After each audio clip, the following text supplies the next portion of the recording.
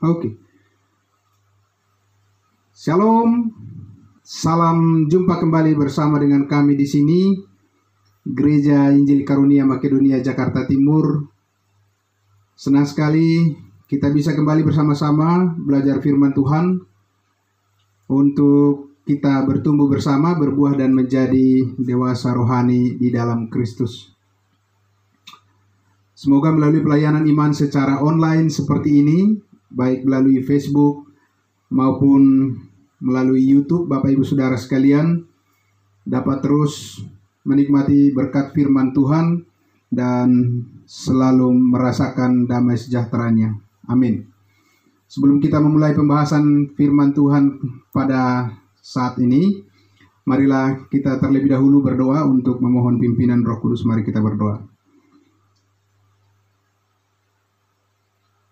Sungguh indah ya Bapa di surga, di saat kami melihat keagungan dan keajaiban kasih karunia Allah melalui kebenaran-kebenaran firman Tuhan yang dibukakan, rahasia Allah yang begitu berharga memberkati kehidupan kami dan membuat kami semakin lebih dalam lagi merindukan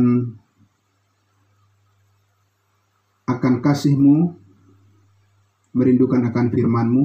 Terima kasih Bapa. Biarlah malam hari ini juga atas pertolongan Roh Kudus kami bisa membicarakan kebenaran rahasia Allah yang Kau bukakan bagi kami jemaat kudus-Mu. Terima kasih Bapa atas penyertaan-Mu.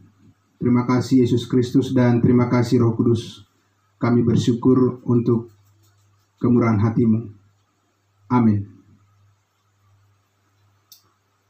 Nah, kali ini kita akan lanjutkan lagi membahas firman Tuhan seputar ajaran dasar iman Kristen yang sangat penting, yaitu doktrin gereja, kerajaan, dan gereja tubuh Kristus, yaitu pengajaran firman kebenaran tentang bagaimana Allah telah menetapkan kita sebagai anggota-anggota tubuh Kristus sesuai dengan cara dan rencananya, tentu untuk menjamin kehidupan yang kekal bagi kita orang-orang yang percaya kepada salib Kristus. Sehingga kita dapat lebih meyakini lagi seluruh kebenaran Alkitab yang dibagi dengan tepat, bahwa kita semua orang-orang kudus milik Allah saat ini sebetulnya bukanlah tergabung dalam komunitas yang disebut Israel rohani, yaitu gereja kerajaan di bumi. Tetapi kita adalah tergabung dalam satu komunitas gereja tubuh Kristus yang sorgawi. Nah, maka sebagai anggota-anggota tubuh Kristus yang sorgawi, melalui kesaksian hidup kita akan dapat menolong banyak orang untuk mengalami perjumpaan dengan kebenaran Allah yang murni, yaitu supaya mereka yang ada di luar sana, mereka menerima kehidupan yang kekal dalam Tuhan Yesus Kristus sebagai kepala gereja, dan tentunya menggenapkan seluruh kehendak Allah untuk meraih jumlah yang penuh jiwa-jiwa diselamatkan masuk ke dalam tubuhnya yang sorgawi. Amin. Nah, untuk membahas topik pelajaran firman Tuhan yang sangat penting ini, maka kembali saya sampaikan bahwa kita akan membicarakan semua kebenaran terkait topik yang besar ini dalam 9 sesi atau 9 kali pertemuan, dan ini adalah sesi yang ke-8, maka saya berharap Bapak Ibu Saudara dapat mengikutinya dari awal sampai selesai 9 episode pembahasan ini. Nah, untuk itu Bapak Ibu Saudara, mari kita persiapkan Alkitab kita. Untuk selanjutnya kita nanti akan membuka ayat-ayat firman Tuhan yang berkaitan dengan topik pengajaran kita. Bagaimana kita dapat mengetahui dengan sangat jelas ya dan tepat bahwa Tuhan Allah telah menentukan ya bagi kita sebuah kabar baik atau kabar sukacita yang menyelamatkan, yaitu Injil yang berdasarkan Alkitab sebagai sarana yang Tuhan pakai membuka hati dan pikiran kita dalam terang kebenarannya, sehingga kita tidak berusaha memakai cara yang lain atau mengatakan hal yang lain, melainkan kita sebagai anak-anak Tuhan dan orang-orang kudusnya dengan secara konsisten dapat menyaksikan dan mengajarkan seluruh kebenaran-kebenaran Allah yang dibagi secara tepat, ya. Dan tentunya menjangkau lebih luas lagi, ya, jiwa-jiwa dan membawa damai sejahtera Tuhan kepada dunia yang terhilang untuk kemuliaan nama Tuhan kita Yesus Kristus. Puji Tuhan. Nah, kali ini kita akan mulai hal ini dengan membicarakan lagi, saudara-saudara, beberapa ayat Alkitab. Kita akan membahas beberapa ayat Alkitab, firman Tuhan yang seringkali disalahpahami banyak orang, ya, terkait dengan permasalahan atau hal Israel rohani, ya, yaitu antara lain kita akan pertama-tama membaca dulu dari Roma pasal 11. Roma pasal 11 ayatnya yang ke-7 sampai ayatnya yang ke-31, ya. Saya akan bacakan firman Tuhan. Roma pasal 11 ayat 7 sampai ayatnya yang ke-31. Demikian firman Tuhan. Jadi bagaimana? Israel tidak memperoleh apa yang dikejarnya, tetapi orang-orang yang terpilih telah memperolehnya, dan orang-orang yang lain telah tegar hatinya. Seperti ada tertulis, Allah membuat mereka tidur nyenyak, memberikan mata untuk tidak melihat dan telinga untuk tidak mendengar, sampai kepada hari sekarang ini. Dan Daud berkata, biarlah jamuan mereka menjadi jerat dan perangkap penyesatan dan pembalasan bagi mereka, dan biarlah mata mereka menjadi gelap sehingga mereka tidak melihat, dan buatlah punggung mereka terus-menerus membungkuk. Maka aku bertanya, adakah mereka tersandung dan harus jatuh? Sekali-kali tidak. Tetapi oleh pelanggaran mereka, keselamatan telah sampai kepada bangsa-bangsa lain, supaya membuat mereka cemburu. Sebab jika pelanggaran mereka berarti kekayaan bagi dunia, dan kekurangan mereka kekayaan bagi bangsa-bangsa lain, terlebih-lebih lagi kesempurnaan mereka. Aku berkata kepada kamu, hai bangsa-bangsa bukan Yahudi, justru karena aku adalah rasul untuk bangsa-bangsa bukan Yahudi, aku menganggap hal itu kemuliaan pelayananku. Yaitu kalau aku dapat membangkitkan cemburu di dalam hati kaum sebangsaku menurut daging, dan dapat menyelamatkan beberapa orang dari mereka. Sebab jika penolakan mereka berarti pendamaian bagi dunia, dapatkah penerimaan mereka mempunyai arti lain daripada hidup dari antara orang mati? Jikalau roti sulung adalah kudus, maka seluruh adonan juga kudus, dan jikalau akar adalah kudus, maka cabang-cabang juga kudus. Karena itu, apabila beberapa cabang telah dipatahkan dan kamu sebagai tunas liar telah dicangkokkan di antaranya dan turut mendapat bagian dalam akar pohon zaitun yang penuh getah, janganlah kamu bermegah terhadap cabang-cabang asli itu. Jikalau kamu bermegah, ingatlah bahwa bukan kamu yang menopang akar itu, melainkan akar itu yang menopang kamu. Mungkin kamu akan berkata, ada cabang-cabang yang dipatahkan supaya aku dicangkokkan di antaranya sebagai tunas. Baiklah, mereka yang dipatahkan karena ketidakpercayaan mereka, dan kamu tegak tercaca karena iman. Janganlah kamu sombong, tetapi takutlah. Sebab kalau Allah tidak menyayangkan cabang-cabang asli, Ia juga tidak akan menyayangkan kamu. Sebab itu perhatikanlah kemurahan Allah dan juga kekerasannya, yaitu kekerasan atas orang-orang yang telah jatuh, tetapi atas kamu kemurahannya, yaitu jika kamu tetap dalam kemurahannya, jika tidak kamu pun akan dipotong juga. Tetapi mereka pun akan dicangkokkan kembali, ya, jika mereka tetap tidak dalam ketidakpercayaan mereka, sebab Allah berkuasa untuk mencangkokkan mereka kembali.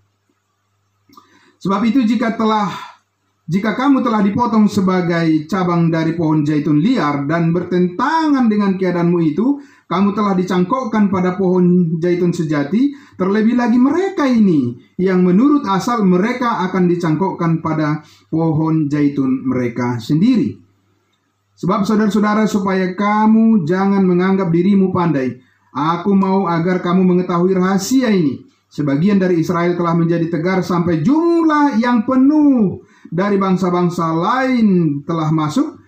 Dengan jalan demikian seluruh Israel akan diselamatkan, seperti ada tertulis, dari Sion akan datang penebus, ia akan menyingkirkan segala kefasikan daripada Yakub. Dan inilah perjanjianku dengan mereka apabila aku menghapuskan dosa mereka. Mengenai Injil mereka adalah seteru Allah oleh karena kamu, tetapi mengenai pilihan mereka adalah kekasih Allah oleh karena nenek moyang, sebab Allah tidak menyesali kasih karunia dan panggilannya. Nah, ayat-ayat firman Tuhan ini yang cukup panjang tadi kita baca, Bapak Ibu Saudara, menggambarkan seluruh sifat penolakan daripada bangsa Israel atas penawaran kerajaan sorga dari Allah Bapa kepada umat pilihannya. Berkali-kali sejak zaman perjanjian lama, melalui nabi-nabi hingga zaman rasul-rasulnya, bahkan oleh Tuhan Yesus sendiri memanggil mereka, yaitu orang Israel, supaya mereka masuk ke dalam berkat-berkat kerajaannya, yaitu apabila mereka mau menyambut dan menerima Yesus sebagai Mesias, satu-satunya Raja Israel yang berkuasa, yang telah dijanjikan sejak perjanjian lama bagi mereka, dan supaya memberkati mereka dengan segala kelimpahan kehidupan di bumi ini. Namun akhirnya kita tahu dari Alkitab, sangat disayangkan bangsa Israel telah menjadi sombong, angkuh, dan dalam kebodohan mereka sengaja menolak kemurahan hati Tuhan kepada mereka. Akhirnya Israel jatuh, dibutakan mata rohani mereka, dan dalam ketidakpercayaan serta kesombongan mereka sendiri kepada Allah, mereka harus terpaksa berhenti untuk sementara dan tidak lagi berada pada posisi sebagai bangsa pilihan yang sejak dulu selalu mendapat prioritas di mata Tuhan terhadap bangsa-bangsa lain. Mereka secara bangsa harus disingkirkan. Ya, saudara-saudara.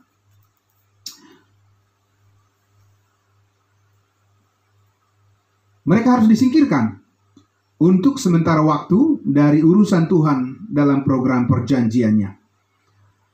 Tetapi, apakah fakta yang terjadi ini, yaitu sifat penolakan bangsa Israel tersebut, kekerasan hati mereka yang membuat, apakah itu membuat nasib mereka akan berakhir sebagai umat pilihan Tuhan untuk selamanya? Jelas tidak. Ya. Sebab di bagian firman Tuhan ini tadi dikatakan bahwa Israel secara bangsa adalah digambarkan dengan sangat jelas sekali sebagai cabang-cabang dari pohon zaitun yang penuh getah, dan orang-orang percaya dari bangsa-bangsa lain adalah tunas-tunas liar yang dicangkokkan ke dalam akar pohon zaitun, yaitu keduanya, baik bangsa Israel maupun bangsa lain, akan menerima berkat keselamatan yang pada saat ini menjadi satu, menyatu di dalam Tuhan Yesus Kristus sebagai gerejanya yang kudus. Ya, jadi kepada mereka Tuhan Allah tetap memberikan kesempatan untuk mempercayai kasih karunia Allah dalam Kristus Yesus di dalam zaman kasih karunia saat ini. Nah, Bapak Ibu Saudara, hal ini sering sekali dipahami oleh banyak orang, yaitu apakah pengertian frasa dalam kalimat tunas-tunas liar yang dicangkokkan, apakah itu adalah menunjukkan kepada Israel rohani? Jelas sama sekali tidak. Nah, melainkan tunas-tunas liar yang dicangkokkan itu adalah orang-orang percaya dari bangsa-bangsa lain yang diselamatkan masuk ke dalam gereja Tuhan, yaitu tubuh Kristus. Jadi Hal ini sekali lagi tidak lain artinya adalah bahwa di zaman kasih karunia Allah saat ini, di mana sedang dijalankan program satu tubuh Kristus, ya, program satu tubuh, yaitu tubuh Kristus sebagai saluran berkat bagi semua orang, yaitu orang-orang percaya dari bangsa-bangsa lain yang dulu, ya, yang disebut in the time past, di masa yang lalu tidak diperhitungkan atau jauh dari berkat keselamatan, namun sekarang menerima berkat keselamatan itu hanya melalui iman kepada Kristus Yesus yang rela mati di kayu salib, menghapuskan segala dosa seluruh umat manusia di dunia ini sekali untuk selama-lamanya.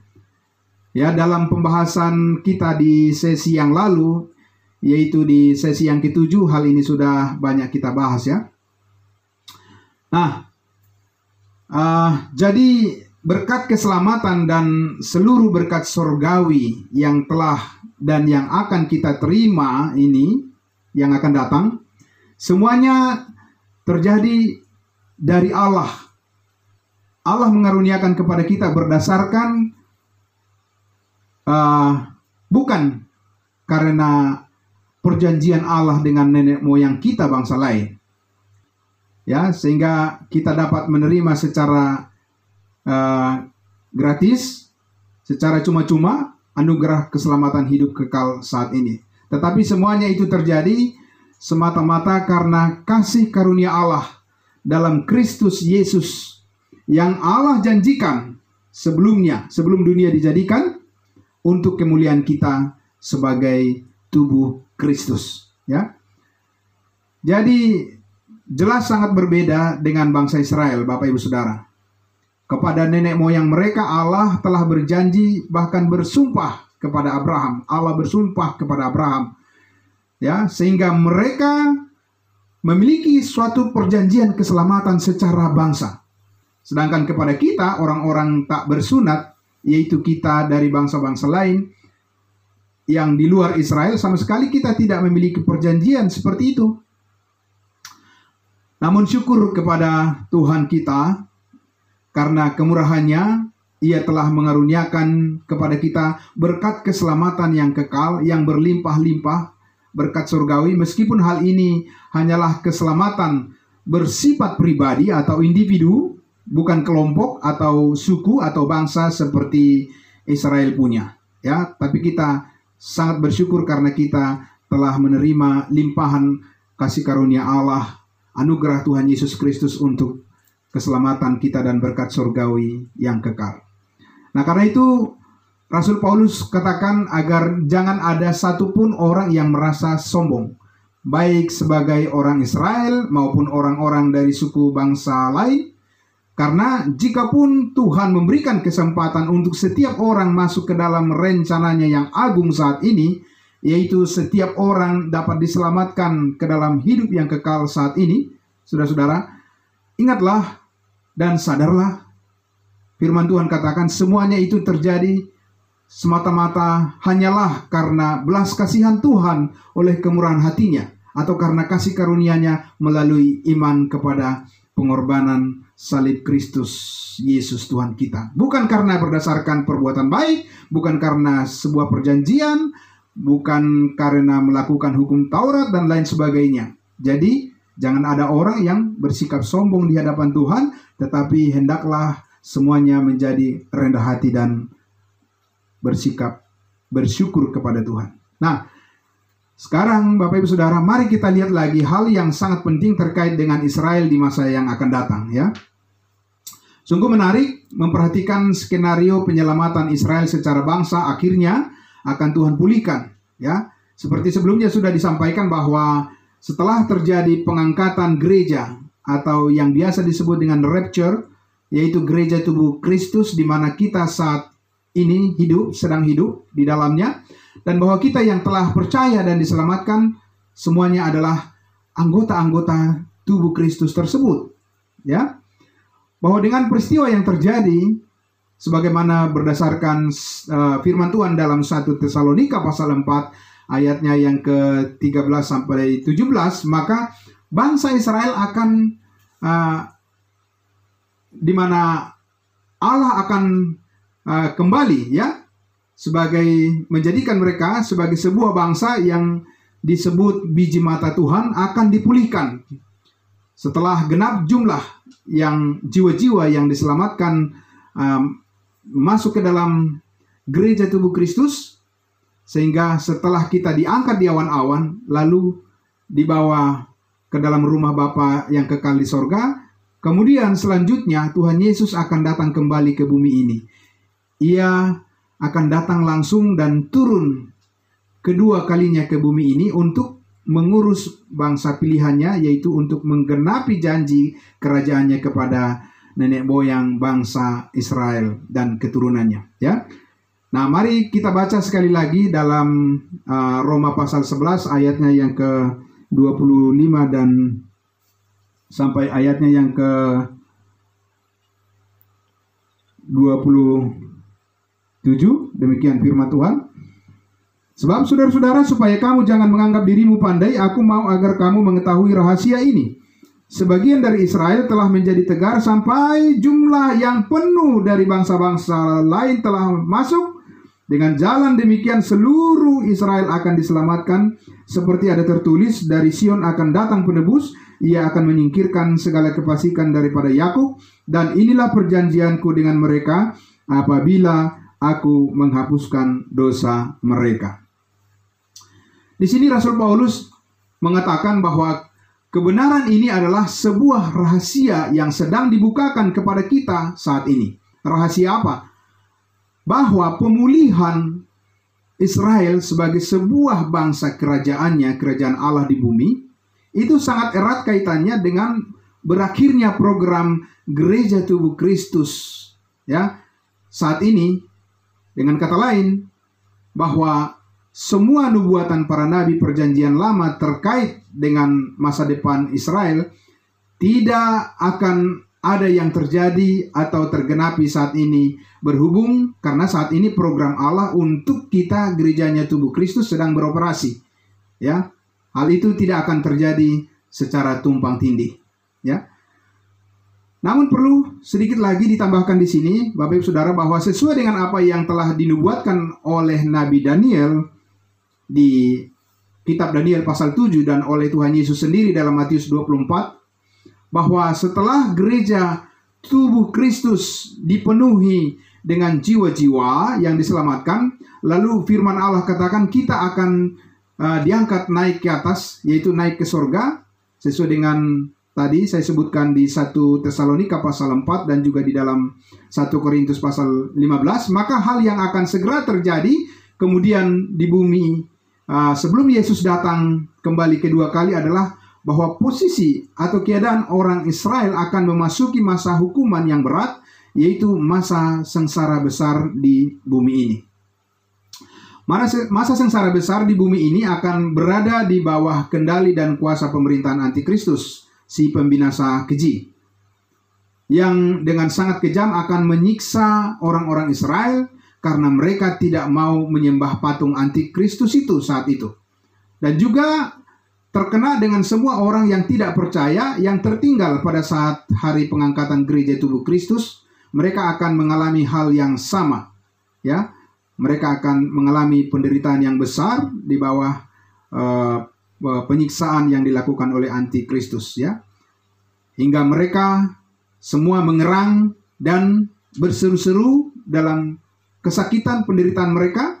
Mereka menginginkan kehadiran daripada Mesias segera tiba di bumi ini untuk memerintah sebagai raja atau Mesias sesuai dengan pengharapan bangsa Israel tentunya. Dan mereka semua, Israel yang bertobat pada saat itu, dalam keadaan hati yang remuk dan hancur, terus berharap dan terus menanti-nantikan Mesias untuk menyelamatkan mereka dari siksaan kekejaman yang dilakukan oleh antikristus pada saat itu.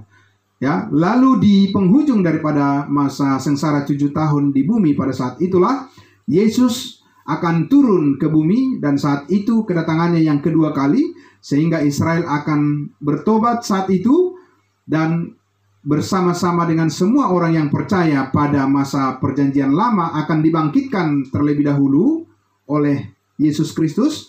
Lalu kemudian mereka akan memasuki pemerintahan milenium Tuhan Yesus pada masa yang biasa disebut kerajaan damai 1000 tahun di bumi. Ya.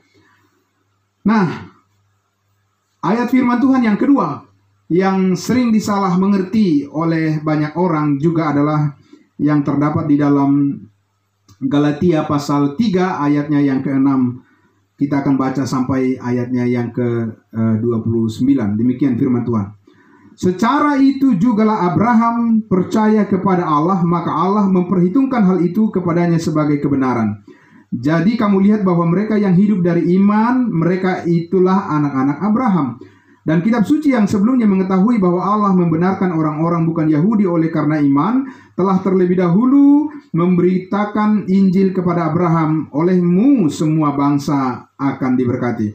Jadi mereka yang hidup dari iman, merekalah yang diberkati bersama-sama dengan Abraham yang beriman itu. Karena semua orang yang hidup dari pekerjaan hukum Taurat berada di bawah kutuk. Sebab ada tertulis, terkutuklah orang yang tidak setia melakukan segala sesuatu yang tertulis dalam kitab hukum Taurat. Dan bahwa tidak ada orang yang dibenarkan di hadapan Allah karena melakukan hukum Taurat adalah jelas. Karena orang yang benar akan hidup oleh iman. Tetapi dasar hukum Taurat bukanlah iman, melainkan siapa yang melakukannya akan hidup karenanya. Kristus telah menebus kita dari kutuk hukum Taurat dengan jalan menjadi kutuk karena kita sebab ada tertulis, terkutuklah orang yang digantung pada kayu salib. Yesus Kristus telah membuat ini supaya di dalam Dia berkat Abraham sampai kepada bangsa-bangsa lain, sehingga oleh iman kita menerima roh yang telah dijanjikan itu. Saudara-saudara, baiklah aku pergunakan suatu contoh dari hidup sehari-hari, suatu wasiat yang telah disahkan, sekalipun ia dari manusia tidak dapat dibatalkan atau ditambahi oleh seorang pun. Adapun kepada Abraham diucapkan segala janji itu kepada keturunannya. Tidak dikatakan kepada keturunan-keturunannya seolah-olah dimaksud banyak orang, tetapi hanya satu orang, dan kepada keturunanmu, yaitu Kristus. Maksudku ialah janji yang sebelumnya telah disahkan Allah tidak dapat dibatalkan oleh hukum Taurat yang baru terbit 430 tahun kemudian, sehingga janji itu hilang kekuatannya. Sebab jikalau apa yang ditentukan Allah berasal dari hukum Taurat, ia tidak berasal dari janji, tetapi justru oleh janjilah Allah telah menganugerahkan kasih karunia-Nya kepada Abraham. Kalau demikian, apakah maksudnya hukum Taurat? Ia ditambahkan oleh karena pelanggaran-pelanggaran sampai datang keturunan yang dimaksud oleh janji itu, dan ia disampaikan dengan perantaraan malaikat-malaikat ke dalam tangan seorang pengantara. Seorang pengantara bukan hanya mewakili satu orang saja, sedangkan Allah adalah satu. Kalau demikian, bertentangankah hukum Taurat dengan janji-janji Allah? Sekali-kali tidak, sebab andai kata hukum Taurat diberikan sebagai sesuatu yang dapat menghidupkan, maka memang kebenaran berasal dari hukum Taurat. Tetapi kitab suci telah mengurung segala sesuatu di bawah kekuasaan dosa, supaya oleh karena iman dalam Yesus Kristus janji itu diberikan kepada mereka yang percaya. Sebelum iman itu datang, kita berada di bawah pengawalan hukum Taurat dan dikurung sampai iman itu telah dinyatakan. Jadi hukum Taurat adalah penuntun bagi kita sampai Kristus datang supaya kita dibenarkan karena iman. Sekarang iman itu telah datang. Karena itu kita tidak berada lagi di bawah pengawasan penuntun, sebab kamu semua adalah anak-anak Allah karena iman di dalam Yesus Kristus. Karena kamu semua yang dibaptis dalam Kristus telah mengenakan Kristus. Dalam hal ini tidak ada orang Yahudi atau orang Yunani, tidak ada hamba atau orang merdeka, tidak ada laki-laki atau perempuan, karena kamu semua adalah satu di dalam Kristus Yesus. Dan jikalau kamu adalah milik Kristus, maka kamu juga adalah keturunan Abraham dan berhak menerima janji Allah. Bapak Ibu Saudara, kita lihat beberapa hal di dalam perikop yang sangat panjang kita baca tadi, ya. Pertama-tama kita lihat di dalam perikop ini adalah konteks hubungan daripada hukum Taurat dengan janji Allah kepada Abraham, kemudian kepada Yesus Kristus, kemudian kepada kita orang-orang yang percaya saat ini. Paulus berkata kepada jemaat Galatia yang sedang terperosok waktu itu, mereka kembali kepada pola hidup yang lama, yaitu mereka kembali kepada sistem kehidupan hukum berdasarkan hukum Taurat, yang mana telah Yesus akhiri hukum Taurat itu dan telah digenapi di kayu salib, bahwa tujuan daripada hukum Taurat itu bukan untuk mengerjakan keselamatan manusia, melainkan hanya sebuah cermin untuk memperlihatkan bagaimana kerusakan daripada kehidupan manusia, sehingga perlu percaya hanya kepada Yesus Kristus sebagai penolong satu-satunya untuk dapat memperoleh pembenaran dan hidup yang kekal. Bahwa setelah Yesus Kristus disalibkan, kebenaran Allah yang diterapkan saat ini ialah bahwa manusia dibenarkan di hadapan Allah hanya melalui iman, tidak ditambah dengan perbuatan-perbuatan baik apapun. Bahkan dengan melakukan hukum Taurat juga tidak dibenarkan. Nah, untuk membuktikan kebenaran Allah seperti itu, maka Paulus mengambil contoh Abraham, leluhur atau nenek moyang dari bangsa Israel, yaitu bahwa Abraham sendiri dibenarkan Allah hanya karena iman.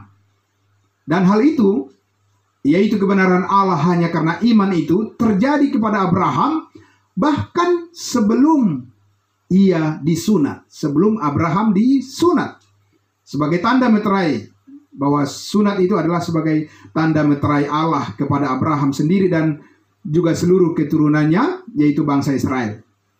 Dan hal ini bisa dengan jelas Bapak Ibu Saudara bisa baca di kitab Kejadian pasal 12 dan 15, ya. Nah, bisa kita lihat lagi dengan jelas sekali di ayatnya yang ke-6 sampai ayatnya yang ke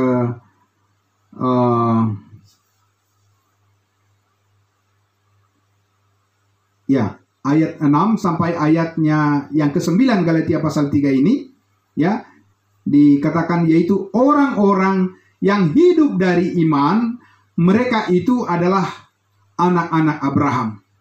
Ya, itu dikatakan di ayat 7 bahwa sebelum Abraham disunat, Bapak Ibu Saudara, Abraham sudah percaya kepada Allah.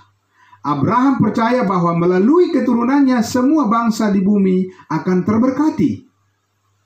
Ya, walaupun Abraham sendiri pada waktu itu belum melihat anak kandungnya Ishak lahir, tetapi Abraham percaya kepada janji Allah. Tentu itulah dasar iman Abraham mula-mula, bahwa ia beriman saja kepada janji Allah itu tanpa disertai kepatuhan kepada perintah melakukan hukum sunat.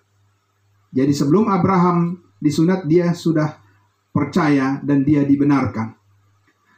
Nah, maka iman seperti itulah iman yang kita hidupi saat ini, yaitu kita percaya saja kepada Allah bahwa hidup kita dibenarkan, diselamatkan, dan diberkati oleh Tuhan, meskipun tanpa kita menaati hukum sunat saat ini.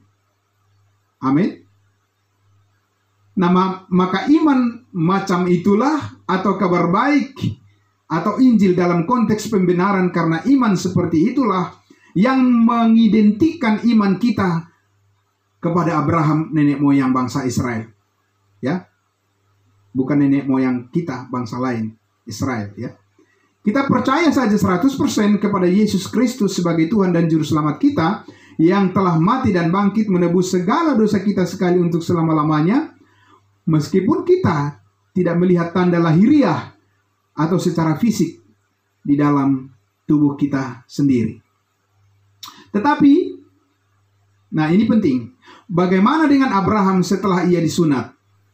Apakah ia percaya kepada Allah tanpa sebuah tanda yang terlihat secara kasat mata? Mari kita lihat dalam Kejadian pasalnya yang ke-17, ya, ayat 1 sampai 14 saya bacakan demikian firman Tuhan. Ketika Abraham berumur 99 tahun, maka Tuhan menampakkan diri kepada Abraham dan berfirman kepadanya, "Akulah Allah yang Maha Kuasa, hiduplah di hadapanku dengan tidak bercela. Aku akan mengadakan perjanjian antara aku dan engkau." Ya, antara Allah dengan Abraham, "dan aku akan membuat engkau menjadi sangat banyak." Lalu sujudlah Abraham dan Allah berfirman kepadanya, "Dari pihakku inilah perjanjianku dengan engkau. Engkau akan menjadi bapa sejumlah besar bangsa. Ya, namamu itu karena itu namamu bukan lagi Abram, melainkan Abraham, karena engkau telah kutetapkan menjadi bapa sejumlah besar bangsa.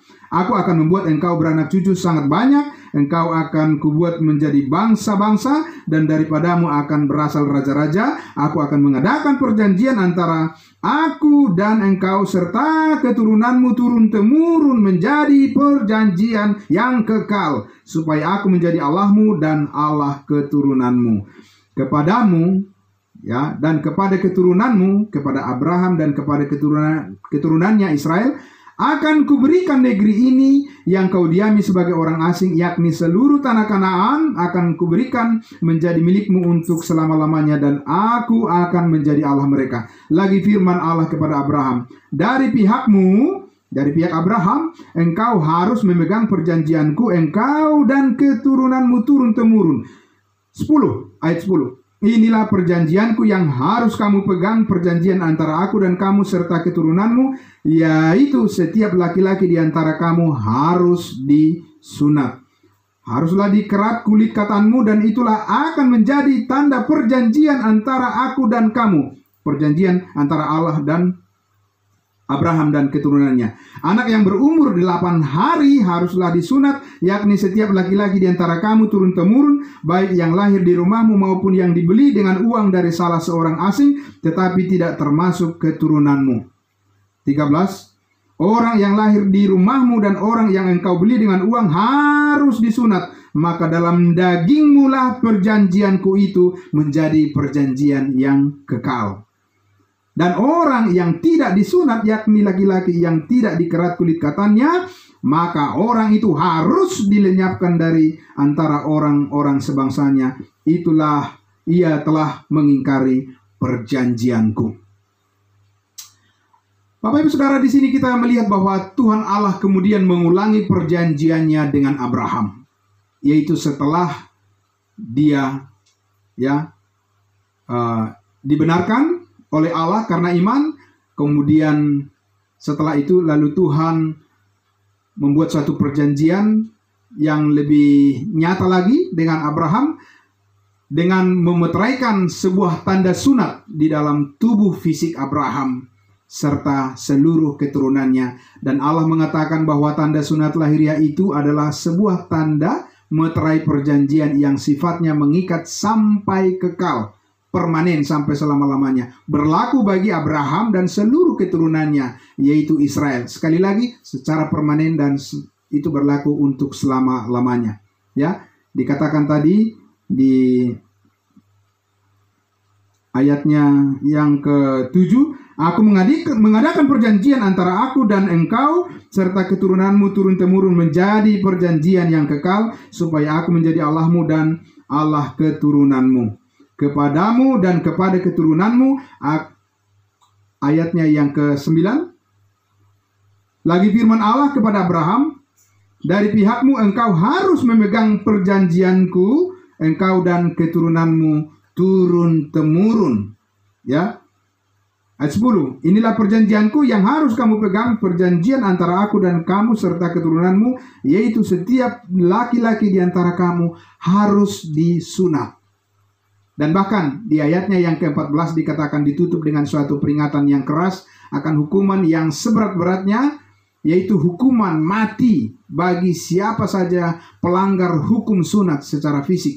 Yaitu dikatakan tadi di ayatnya yang ke-14, dan orang yang tidak disunat, yakni laki-laki yang tidak dikerat kulit katannya, maka orang itu harus dilenyapkan dari antara orang-orang sebangsanya, sebab ia telah mengingkari perjanjianku. Nah, disinilah ya letak kekeliruan banyak orang yang beragama Kristen ya khususnya, yaitu mereka tidak memahami keunikan daripada panggilan pelayanan dan kerasulan daripada Paulus untuk bangsa-bangsa lain. Yaitu bahwa Allah setelah memilih 12 rasul bagi bangsa Israel,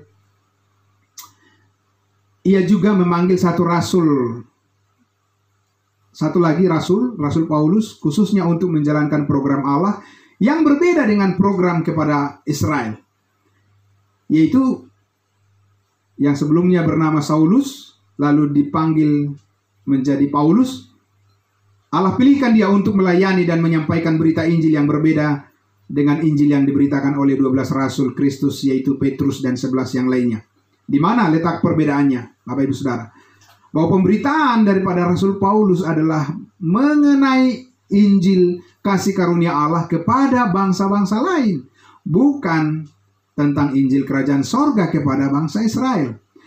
Injil kasih karunia Allah yang diberitakan oleh Rasul Paulus adalah kabar baik yang sifatnya rahasia yang belum diketahui oleh nabi-nabi perjanjian lama, yaitu bahwa berita kebenaran Allah tanpa kewajiban melakukan sunat. Sekali lagi, berita tentang kebenaran Allah tanpa kewajiban untuk melakukan sunat atau tanpa ketaatan kepada hukum Taurat dan tanpa perjanjian-perjanjian Allah kepada Abraham dan keturunannya, ya, sesudah Abraham itu disunat. Semua ini, Bapak Ibu Saudara, bisa kita lihat di dalam kitab, bisa kita baca di dalam surat Paulus di Efesus pasal 2 dan pasal 3 dan juga di Roma pasal yang ketiga.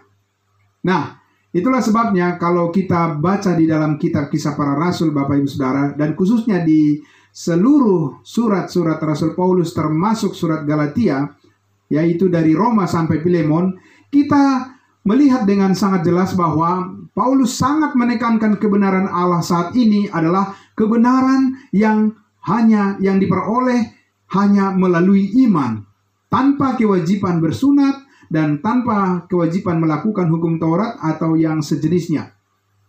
Untuk apa? Untuk membedakan dengan strict atau dengan tegas dan keras kepada seluruh orang Yahudi pada saat itu bahwa Paulus adalah rasul satu-satunya, rasul khusus yang dipilih oleh Allah bagi bangsa lain, untuk pemberitaan bagi bangsa lain, untuk menyampaikan berita sukacita atau kabar baik yang tidak terikat sama sekali dengan perjanjian-perjanjian Allah dengan Abraham dan bangsa Israel yang bersifat nubuatan. Maka tidak heran apabila kita cermati begitu bencinya orang-orang Yahudi kepada Paulus dan kepada pemberitaan Injilnya, serta kepada orang-orang kudus yang menerima kebenaran hanya melalui iman tanpa bersunat yang diberitakan oleh Paulus dan oleh seluruh pengikut Kristus Yesus waktu itu. Mereka dianiaya karena Rasul Paulus selalu berkhotbah di mana-mana dengan menyebarluaskan, dengan berani dia menyampaikan berita kasih karunia bahwa pemberitaan yang Allah percayakan kepada Paulus bukanlah keberlanjutan dari berita nubuatan kerajaan sorga di bumi yang berdasarkan perjanjian Allah kepada Abraham, Ishak, dan Yakub. Tetapi sekarang berita Injil kasih karunia Allah adalah rahasia Allah yang dibukakan saat ini kepada gereja tubuh Kristus, kepada jemaat, tentang Kristus yang berdasarkan penyalipan, kematian, serta kebangkitannya yang telah menebus manusia dari segala dosa, lunas dibayar, dan bagi setiap orang yang percaya langsung dibenarkan dan pasti memperoleh hidup yang kekal di dalam sorga untuk selama-lamanya. Sedangkan Injil kerajaan sorga yang diberitakan oleh Yohanes Pembaptis, Rasul Petrus, dan 11 lainnya adalah Injil yang berkaitan dengan firman nubuatan perjanjian lama, di mana sunat dan hukum Taurat adalah wajib hukumnya, harus ditaati, dan keharusan mempercayai Yesus adalah Mesias sebagai Raja Israel yang dijanjikan di bumi. Ya. Nah, maka saat ini di mana Allah sedang menjalankan program gereja tubuh Kristus yang terdiri di mana semua orang percaya dan yang dimeteraikan dengan Roh Kudus tanpa perbedaan suku, ras, golongan, dan bangsa, semuanya dipersatukan di dalam satu tubuh, yaitu tubuh Kristus, ciptaan baru, dan yang akan akhirnya tentunya akan diangkat nanti di awan-awan pada saat Yesus datang turun dari sorga sebelum masa sengsara besar terjadi di bumi ini. Jadi kita kembali ke kitab Galatia pasal 3 tadi. Lantas berdasarkan janji yang manakah kita saat ini sebagai tubuh Kristus bisa dihubungkan dengan imannya Abraham?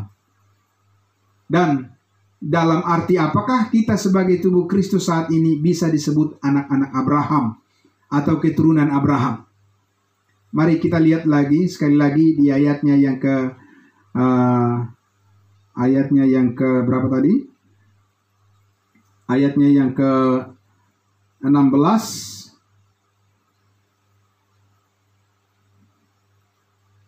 Ya. Ayat 16 dan 18. Oke, saya akan bacakan. Adapun kepada Abraham diucapkan segala janji itu dan kepada keturunannya. Ya, perhatikan.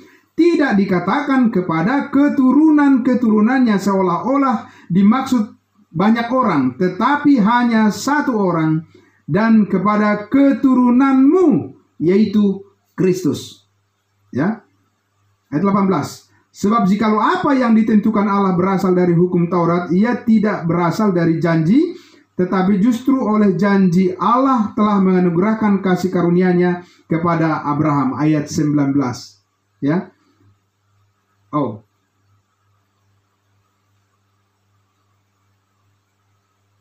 Ayat 18. Sebentar.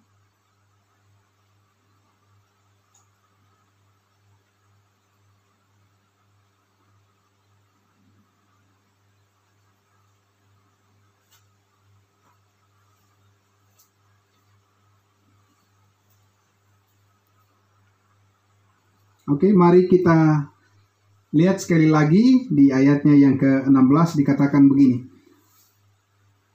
Adapun kepada Abraham diucapkan segala janji itu dan kepada keturunannya. Tidak dikatakan kepada keturunan-keturunannya seolah-olah dimaksud banyak orang, tetapi hanya satu orang, dan kepada keturunanmu yaitu Kristus. Kemudian di ayatnya yang ke-29. Dan jikalau kamu adalah milik Kristus, maka kamu juga adalah keturunan Abraham dan berhak menerima janji Allah. Jadi Bapak Ibu Saudara, di sini jelas sekali Paulus menegaskan bahwa janji berkat pembenaran hanya melalui iman itu dimaksudkan oleh Allah adalah sebagai sebuah janji berkat yang sampai kepada kita, gereja tubuh Kristus saat ini, hanya melalui keturunan tunggal. Ya, sekali lagi, hanya melalui keturunan tunggal yang berasal dari Abraham, dari suku Yehuda, yaitu Yesus Kristus sendiri. Bukan melalui Isa, bukan melalui Yakub, atau bukan melalui 12 suku Israel yang adalah juga mereka adalah keturunan Abraham. Ya, artinya saat ini keselamatan hidup yang kekal sampai kepada kita bangsa-bangsa lain bukan melalui perjanjian, bukan melalui bangsa Yahudi, tetapi langsung melalui Kristus Yesus sebagai Tuhan dan Juru Selamat, kepala gereja, yaitu tubuhnya yang surgawi. Ingat Bapak Ibu Saudara, bahwa setelah program gereja tubuh Kristus saat ini berakhir dengan terjadinya pengangkatan di awan-awan, tadi sudah saya katakan, yang biasanya disebut dengan rapture, nanti ketika Yesus datang kedua kali ke bumi ini, orang-orang Yahudi akan menjadi saluran berkat keselamatan bagi semua bangsa. Ya. Dan itu terjadi bukan sekarang. Hal itu sesuai dengan perjanjian Allah dengan Abraham dan keturunan-keturunannya, bentuk jamak. Seperti yang Yesus katakan kepada perempuan Samaria dalam Yohanes pasal 4, ayatnya yang ke-22 dikatakan begini. Kamu menyembah apa yang tidak kamu kenal. Kami menyembah apa yang kami kenal. Sebab keselamatan datang dari bangsa Yahudi. Nah, sekali lagi, saat ini kepada kita keselamatan tidak datang dari bangsa Yahudi, tidak datang dari bangsa Israel. Tetapi keselamatan kita adalah karena kasih karunia Allah semata dan langsung dari Tuhan Yesus Kristus dan dimeteraikan oleh Roh Kudus. Ingat, Yesus Kristus saat ini bukanlah orang Yahudi, tetapi Ia adalah Tuhan. Ia adalah kepala gereja, yaitu tubuhnya yang ditempatkan atau diposisikan di surga, bukan yang di bumi. Sedangkan ketika Yesus nanti, ketika turun ke bumi ini saat kedatangannya yang kedua kali, Ia akan menjadikan Israel atau orang-orang Yahudi menjadi pintu saluran berkat keselamatan bagi semua bangsa di muka bumi ini. Sekali lagi, itu bukan terjadi pada saat ini, karena itu adalah merupakan bagian dari nubuatan yang disampaikan oleh nabi-nabi bangsa Israel. Ya, sedangkan keselamatan yang sampai pada kita saat ini adalah bersifat rahasia, bukan bagian daripada nubuatan yang disampaikan kepada bangsa Israel. Saat itu, saudara-saudara, pada saat masa kerajaan 1000 tahun di bumi ini, Yesus adalah Mesias Israel yang sesungguhnya. Ia adalah keturunan Abraham, anak Daud yang dijanjikan, yang bertahta di atas tahta Daud dan menjadi raja di atas segala raja untuk selama-lamanya. Seperti yang telah berkali-kali dinubuatkan oleh para nabi Israel. Dan oleh 12 rasul, Yesus juga sangat mempercayai hal demikian akan terjadi di masa yang akan datang, memulihkan masa depan mereka. Jadi saat ini kita bukan sedang mewarisi perjanjian-perjanjian Allah kepada Abraham dan keturunan-keturunannya di bumi, seperti yang dinubuatkan juga oleh para nabi perjanjian lama, tetapi kita saat ini sedang mewarisi perjanjian antara Allah Bapa dengan anaknya yang tunggal Yesus Kristus, yaitu janji segala berkat surgawi yang Allah sediakan bagi kemuliaan kita sebelum dunia dijadikan. Seperti yang tertulis di dalam Efesus pasal 1 ayatnya yang ketiga dan ayatnya sampai ayatnya yang kelima. Demikian firman Tuhan. Terpujilah Allah dan Bapa Tuhan kita Yesus Kristus, yang di dalam Kristus telah mengaruniakan kepada kita segala berkat rohani di dalam sorga. Sebab di dalam Dia Allah telah memilih kita sebelum dunia dijadikan, supaya kita kudus dan tak bercacat di hadapannya. Dalam kasih Ia telah menentukan kita dari semula oleh Yesus Kristus untuk menjadi anak-anaknya sesuai dengan kerelaan kehendak-Nya. Maka untuk itu, Bapak Ibu Saudara, mari kita angkat pujian dan syukur serta hormat dan kemuliaan bagi Allah kita untuk selama-lamanya. Ya. Jadi apa kesimpulan kita dan apa saran yang bisa kita lakukan setelah kita mendengarkan dan mengerti semuanya ini? Siapakah Israel rohani itu? Ya. Maka kami mengajak Bapak Ibu Saudara, mari kita perbiasakan sesuai dengan ajaran Alkitab. Istilah atau sebutan untuk gereja saat ini adalah gereja tubuh Kristus, bukan Israel rohani. Karena Israel rohani adalah orang-orang percaya gereja kerajaan sorga, yaitu mereka yang adalah keturunan Abraham secara jasmani dan juga secara rohani, seperti Musa, Daud, Yohanes Pembaptis, 12 murid Yesus, dan seluruh orang percaya keturunan Yakub dalam masa perjanjian lama. Ya.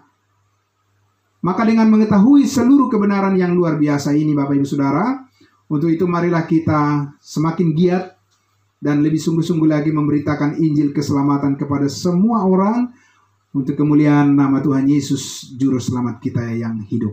Amin. Mari kita berdoa. Terima kasih Bapa di dalam surga.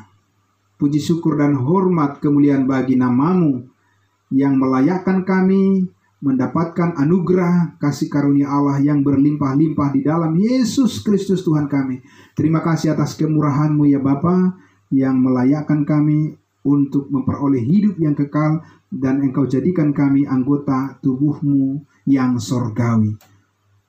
Ajar dan didik kami terus ya Tuhan untuk mengucap syukur, supaya kami semakin setia memberitakan rahasia firman Allah yang dibukakan saat ini menjadi berkat bagi semua orang yang terpanggil masuk ke dalam rencana kasih karunia Allah yang kekal. Di dalam nama Tuhan Yesus kami berdoa dan bersyukur. Terima kasih. Haleluya. Amin. Demikianlah sesi yang ke-8 pembahasan doktrin gereja kerajaan dan gereja tubuh Kristus kali ini, dan ini akan kita tuntaskan nanti semuanya dalam 9 sesi. Semoga menjadi berkat bagi kita semua, dan sampai bertemu lagi di sesi terakhir, yaitu sesi yang ke-9 pembahasan kita ini bersama saya Pendeta Charles Simamora. Terima kasih, Tuhan Yesus memberkati. Shalom.